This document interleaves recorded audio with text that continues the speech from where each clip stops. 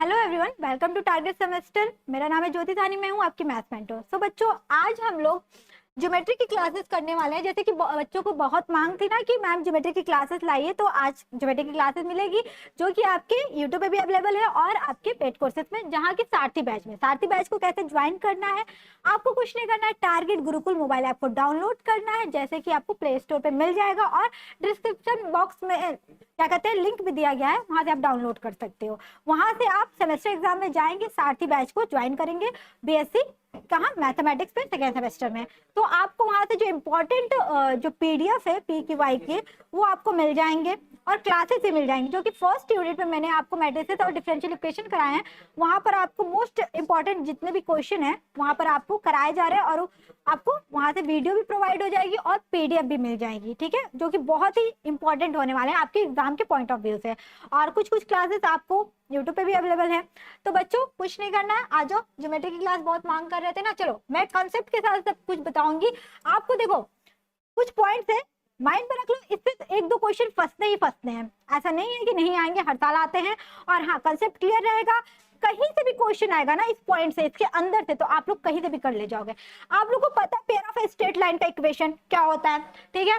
इसी से तो आपका क्या है, कॉनिक सेक्शन बनता है, जैसे सर्कल होता है, कुछ कंडीशन फॉलो करके आपका पैराबोला, हाइपरबोला, इलिप्स वगैरह, ठीक है। देखो, a x square plus 2hx plus b y क्या कहते हैं, b y square plus 2gx plus 2fy plus c is equal to 0। ये होता है क्या, ये होता है pair of a straight line का equation of a pair of a straight line, या आप जनरल क्या कहते हो, आप लोग क्या general equation of a second degree भी बोलते हैं इसको, ठीक है।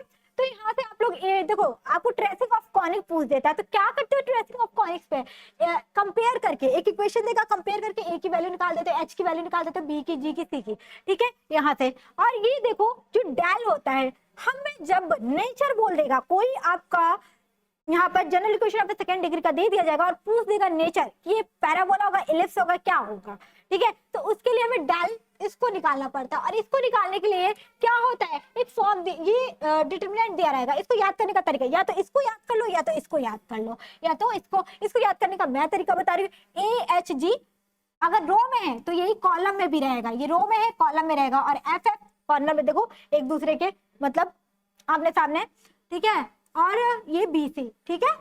इस तरीके से याद करोगे, डिटरमिनेंट सॉल्व करने आता ही है, बहुत से क्वेश्चन में मैंने कराया ही है।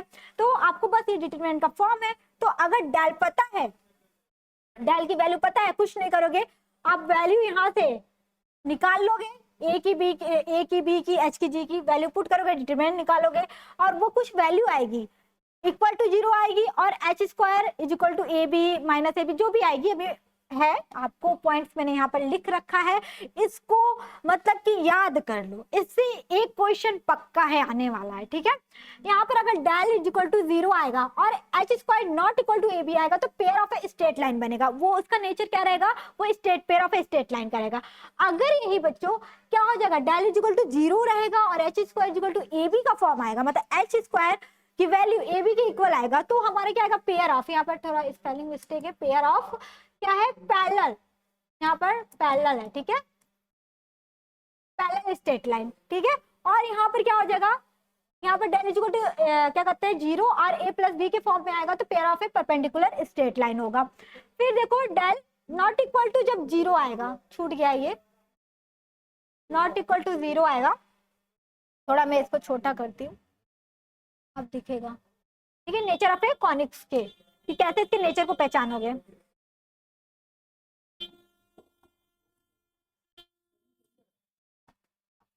यहाँ पर क्या है, 0 हो रहेगा, ठीक है, ये 0 0 आएगा, तब तो क्या होता है, H square equal to A B आएगा, तो क्या होगा, पैराबोला। फिर अगर एच स्क्वायर की value less than A B के इक्वल आएगी, तो इलिप्स आएगी, अति जिसको आप लोग द्विपरीत बोलते हैं, इसको पैरा बोलते हैं। H square equal to greater than, ठीक है, ए बी के लिए आएगा तो हाइपरबोला। और यहाँ पर जब डेल की वैल्यू 0 के इक्वल नॉट इक्वल टू 0 आएगी, H square greater than A B, A plus B, तब ये रेक्टेंगुलर हाइपरबोला होगा, ठीक है। हाइपरबोला क्या होता है पता ही है, जैसे कि 12th क्लास में आपने कॉनिक सेक्शन पढ़ के अच्छे से आया होगा, 11th क्लास में पढ़ के आया होगा, 12th क्लास में नहीं, ठीक है। देखो 11 12 का अगर आपको कंसेप्ट क्लियर है तो आप कर सकते हो। देखो यहाँ पर क्या है, कि आपको बच्चों del is equal not equal to 0 होगा, A is equal to B होगा और एच इज इक्वल टू 0 होगा। ये तो जब हमें पेयर ऑफ स्ट्रेट लाइन पढ़ते हैं ये कंडीशन लगाते हैं तो हमें किसका इक्वेशन मिलता है, सर्कल का इक्वेशन मिलता है, x square plus Y square plus 2gx plus क्या होता है आपका 2gx 2fy plus C is equal to 0। ठीक है, अब देखो नेक्स्ट हाउ टू फाइंड ये सेंटर। ठीक है, सेंटर, ये स्पेलिंग मिस्टेक है। अब देखो जब आपका क्या दिया रहेगा, आपका वो जो पेयर ऑफ स्ट्रेट लाइन दिया रहेगा ना, हम लोग del upon del F upon, ठीक है, हम लोग डेल ये क्या है डेल्टा बोलते हैं, हम लोग यहाँ पर पार्शियल डिफरेंशियल इक्वेशन करते हैं।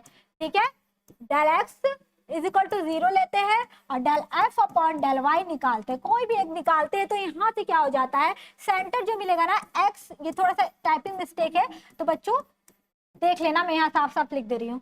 ये जो वैल्यू आएगी ना यही आपका ए बी की वैल्यू आएगी। ठीक है, तो ए बी जो रहेगा वो आपका सेंटर होगा। और देखो रेफर्ड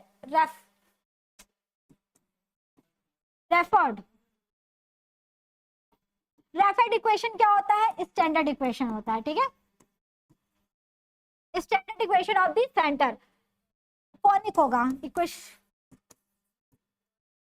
इस फॉर्म में आएगा। ठीक है, और ये सी डैश है, सी डैश की वैल्यू क्या दी हुई है, ये जो बार लगी ये बार है। ठीक है, जो ये बार वाली है ना ए की वैल्यू और ये बी की वैल्यू यही है, मतलब कि C dash is equal to जब सेंटर बोल देगा। मैंने ये पॉइंट इसलिए नोट कराया है ताकि आप लोग को कोई प्रॉब्लम ना हो, क्वेश्चन आए तो आप लोग कर ले जाओगे।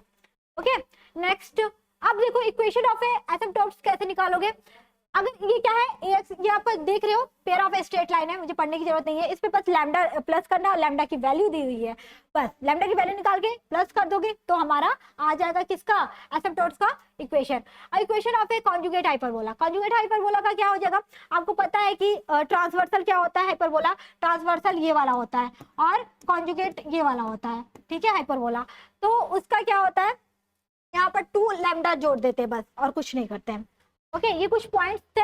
अब आते हैं हम लोग डायरेक्ट क्वेश्चन में। ठीक है, अब क्वेश्चन में क्या करना है, तो इक्वेशन आपका जो इक्वेशन दिया है, किसका इक्वेशन दिया है, pair of a straight line का, मतलब general equation of A second degree, तो रिप्रेजेंट करता है क्या आपका स्ट्रेट लाइन। ठीक है, यहाँ पर कब करता है, जब इसकी वैल्यू क्या हो जाएगी 0 हो जाएगी, मतलब डेल्टा इज इक्वल टू 0 हो जाएगी और ये डेल क्या हो जाएगी आपकी, ये डेल की तो वैल्यू है डेल, तो ये आपका स्ट्रेट लाइन रहेगा तो ये 0 हो जाएगा। ठीक है, पेयर ऑफ स्ट्रेट लाइन, देखो ये पॉइंट्स जो थे ना बस इसी से रिलेटेड क्वेश्चन है। ठीक है, देखो del is equal to 0 pair of straight line बस। ठीक है, नेक्स्ट क्वेश्चन समझ ही आ गया होगा, बस उसी से रिलेटेड क्वेश्चन है।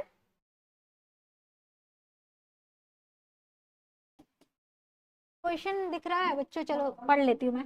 देखो the equation A x square plus 2hxy plus by square plus 2gx, ये आपका वही है जो जनरल इक्वेशन है पेयर ऑफ स्ट्रेट लाइन का, रिप्रेजेंट करता है सर्कल। ठीक है, सर्कल करता है कब, जब a is equal to B. ठीक है, कहीं कहीं मिस्टेक है, a is equal to B होता है और h इज इक्वल टू 0 होता है, तभी वो क्या करता है आपका सर्कल देता है। हमारा जो जनरल ये क्या कहते हैं इक्वेशन होता है सेकंड डिग्री का, उसमें a is equal to B कर देते हैं। देखो मैंने मुंह से बोला भी था X square plus Y square plus 2gx plus 2fy plus c is equal to 0, तो हमारा क्या होता है इक्वेशन ऑफ ए सर्कल होता है, उसमें यही कंडीशन फॉलो होता है, तो हमारा सी ऑप्शन सही होगा।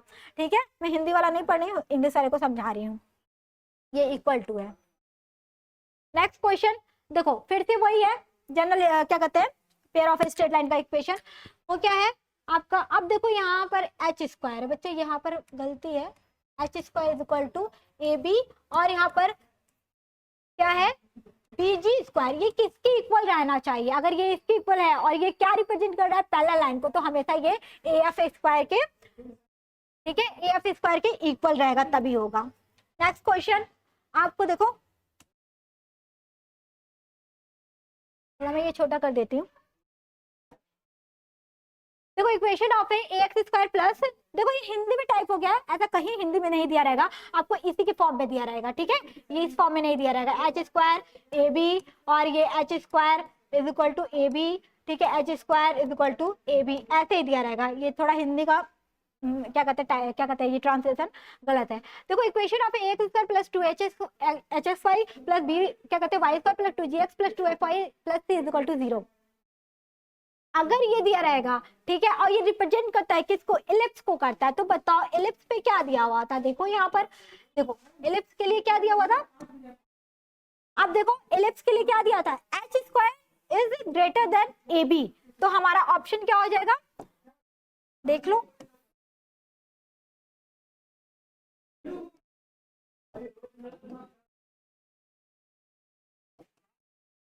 ये क्या हो रहा है,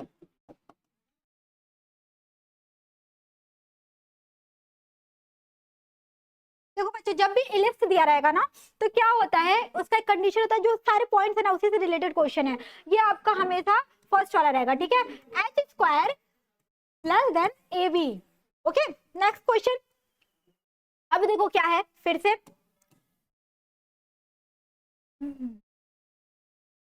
यहाँ पर क्या है, अब ये क्या रिप्रेजेंट कर रहा है, अगर एच स्क्वायर ए बी रहेगा, तो देखो एच स्क्वायर ए बी रहेगा तो क्या रिप्रेजेंट करेगा यहाँ पर हमारा, ठीक है, एच स्क्वायर ए बी रहेगा तो आपका ये पेयर ऑफ स्ट्रेट लाइन करता है, तो यहाँ पर क्या है ऑप्शन, यहाँ पर कुछ देखो मिस्टेक, टाइपिंग मिस्टेक हो जाती है क्योंकि क्वेश्चन में ऐसा नहीं था, और H square is equal to hyperbola, parabola, ठीक है, तो हमारा क्या हो जाएगा ऑप्शन पैराबोला हो जाएगा।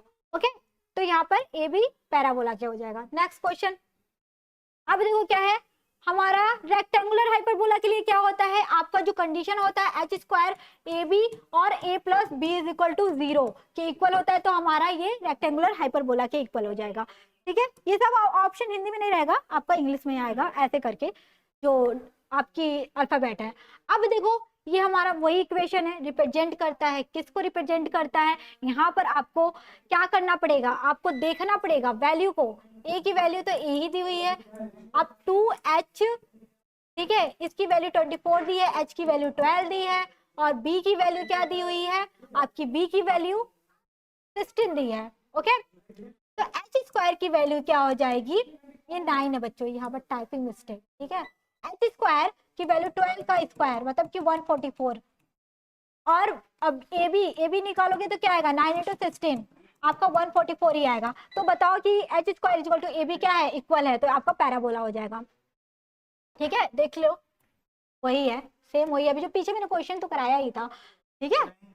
अब देखो नेक्स्ट क्वेश्चन, ये क्वेश्चन तो हलवा है, मतलब कि मतलब मुझे देख के आश्चर्य हो गया कि ये क्वेश्चन भी उठा के बीएससी में देगा, क्योंकि ये 9th क्लास का क्वेश्चन है, आपको दो बिंदुओं के बीच की दूरी दिया हुआ है, ठीक है, ये तो आप लोग 9th क्लास में पढ़े, दो बिंदुओं के बीच की दूरी जब दो कोऑर्डिनेट दे दिया जाता है ना, x1 y1 और x2 y2, इसकी क्या होती है, या तो आप ऐसे लिखते हो x2 माइनस x1 का square plus y2 minus y1 का स्क्वायर, ठीक है, ये आपकी क्या हो गया, आपके हो गए किसके, डिस्टेंस दो बिंदुओं की, या तो कभी कभी ऐसे भी दे देता है x1 माइनस x2 का square plus y minus y1 minus y2 का स्क्वायर, तो यहाँ पर क्या हो जाएगा, कौन सा ऑप्शन सही है, x2 माइनस x1 का square plus y2 minus y1 का स्क्वायर, ठीक है, फर्स्ट ऑप्शन सही है। नेक्स्ट क्वेश्चन, अब देखो वही है, दो बार टाइप हो गया, और यहाँ पर क्या एंगल निकालना है, किसके बीच बीच, लाइंस के बीच के लिए, ठीक है, तो हमारा फॉर्मूला क्या होता है एंगल्स के बीच का,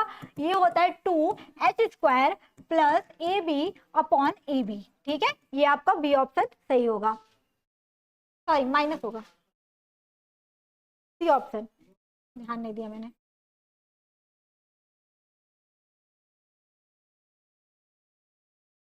यहाँ पर क्या हो जाएगा बच्चों, ठीक है, सी ऑप्शन सही होगा upon A B. Next question, अब देखो ऐसे क्वेश्चन को कैसे किया जाता है,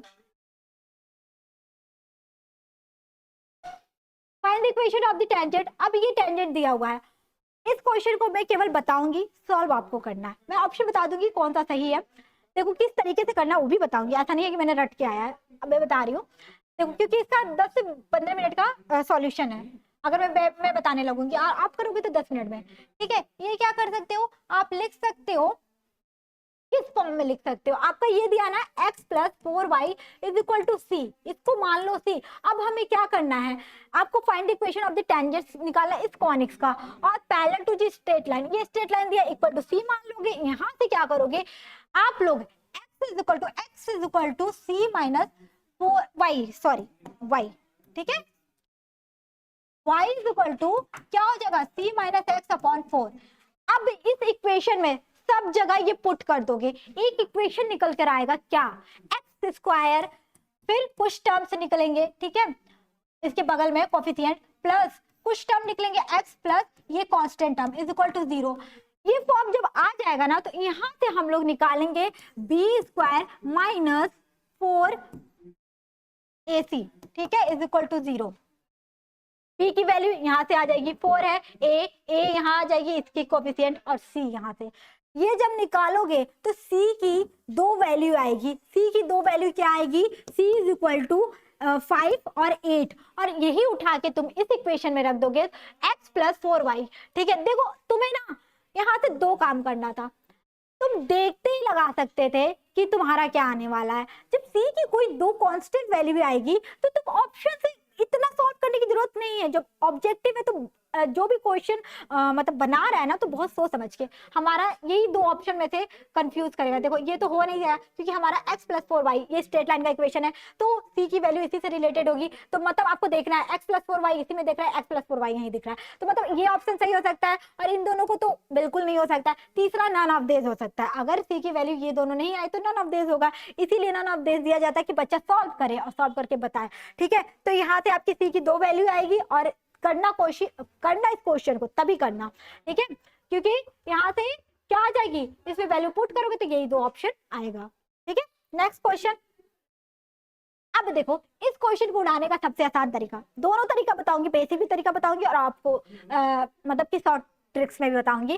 देखो ये क्या है, एक ट्रांसफॉर्म करना है parallel axis through the point, इस पॉइंट से the equation x square plus 4x plus इसी। अब देखो ये दोनों पॉइंट है ना, इन दोनों को सेटिस्फाइड करेगी एकदम।